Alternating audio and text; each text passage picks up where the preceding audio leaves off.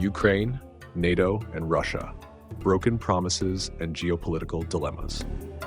Welcome everyone to this deep dive into one of the most critical and complex geopolitical stories of our time, Ukraine, NATO, and Russia, broken promises and the dilemmas that continue to shape our world. We often say that the security of nations rests on the strength of promises, but what happens when those promises are broken or interpreted differently? Ukraine once held the world's third largest nuclear arsenal, yet in a bold and historic decision, it gave up those weapons in exchange for security assurances.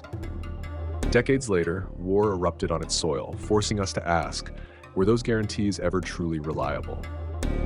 At the heart of this struggle lies a tangled web of promises, shifting alliances, and military interventions. The debate over NATO's expansion, Russia's security concerns, and Ukraine's sovereignty has not only shaped modern history, it continues to define it today. So how did we get here? And what might the future hold for Ukraine, NATO, and Russia? Let's explore this together. Chapter 1: The Budapest Memorandum and NATO Expansion. To understand today's crisis, we must travel back to the early 1990s. When the Soviet Union dissolved, Ukraine inherited nearly 1,800 strategic nuclear warheads, making it the third largest nuclear power on Earth. Under significant international pressure and motivated by hopes for economic stability and integration into the global community, Ukraine agreed to disarm. In 1994, Ukraine, along with Belarus and Kazakhstan, transferred all Soviet-era nuclear weapons to Russia under the Budapest Memorandum. In return, the United States, the United Kingdom, and Russia pledged to respect Ukraine's sovereignty and territorial integrity. It is important to note, these were security assurances, political commitments rather than legally binding guarantees like NATO's Article 5 Collective Defense Clause. Yet, Russia's obligations under the UN Charter also prohibit the use of force against Ukraine's territorial integrity. At the time, Ukraine sought stronger legal protections but accepted this memorandum as a foundation for its security, balancing complex economic and political realities.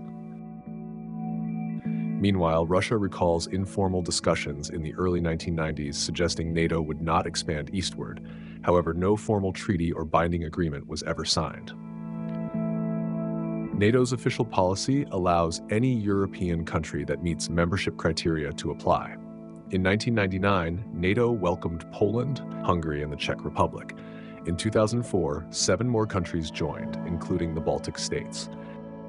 This expansion, while seen by those nations as a vital security guarantee, heightened Moscow's anxieties, which viewed NATO's presence near its borders as a strategic threat. Chapter 2: Ukraine's NATO Aspirations and Rising Tensions. As NATO grew, Ukraine's ties with the West deepened. At the 2008 Bucharest summit, NATO declared that Ukraine and Georgia would eventually become members, though without a specific timeline. This statement was warmly welcomed in Kyiv, but strongly opposed by Moscow, which viewed further NATO enlargement as a red line. Tensions escalated dramatically in 2014. Ukraine, long divided between pro-Western and pro-Russian camps, erupted in the Maidan Revolution after President Viktor Yanukovych rejected an association agreement with the European Union in favor of closer ties with Russia. Following violent clashes and a parliamentary vote removing Yanukovych after he fled Kyiv, a new government took shape. While Russia denounced these events as a Western-backed coup, Ukraine's parliament acted within its constitutional framework, and many Ukrainians saw the revolution as a popular demand for democracy and European integration. Ukraine's NATO aspirations were also driven by a desire for stronger security guarantees after growing Russian pressure, especially following Crimea's annexation. Chapter 3: Russia's annexation of Crimea and the war in Donbass. In March 2014, Russian forces occupied Crimea and annexed the peninsula following a referendum that reported overwhelming support for joining Russia. Yet, most international observers deemed the vote illegitimate due to the presence of Russian troops and lack of independent oversight. The annexation violated the Budapest Memorandum and international law. Shortly after, conflict erupted in eastern Ukraine's Donbass region. Pro-Russian separatists, with substantial evidence of Russian military and logistical support, declared independence in Donetsk and Luhansk, sparking a war that has caused thousands of deaths and displaced millions. Efforts to broker peace through the Minsk agreements have repeatedly stalled, with both sides accusing each other of violations. Ukraine's continued pursuit of closer ties with NATO and the European Union remains a contentious issue for Russia, fueling ongoing tensions.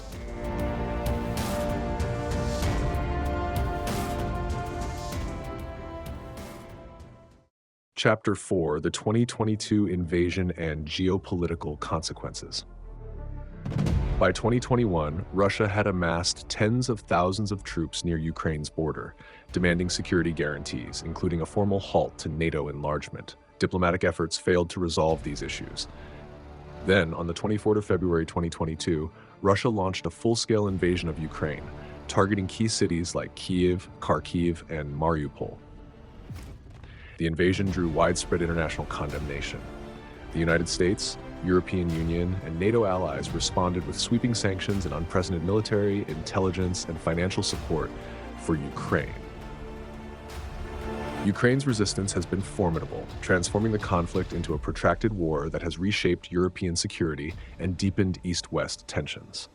A notable subplot: between July and September 2019, the Trump administration temporarily froze nearly $400 million in U.S. security assistance to Ukraine, a move that became central to the first U.S. impeachment inquiry. The funds were released later that year, and since 2021, the Biden administration has dramatically increased military aid.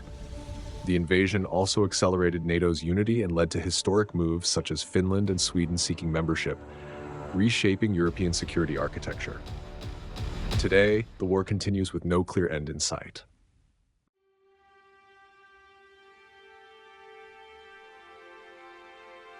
Conclusion and lessons learned. The conflict among Ukraine, NATO, and Russia is a story of complex promises, geopolitical tensions, and shifting alliances. For Ukraine, the Budapest Memorandum did not provide the legally binding security guarantees it had hoped for, leaving the country vulnerable. NATO's eastward expansion, while welcomed by many Eastern European states as essential for their security, intensified Russia's fears and contributed to the crisis. For Russia, the war has brought severe economic sanctions and diplomatic isolation from much of the West, even as Moscow strengthens ties with non-Western partners.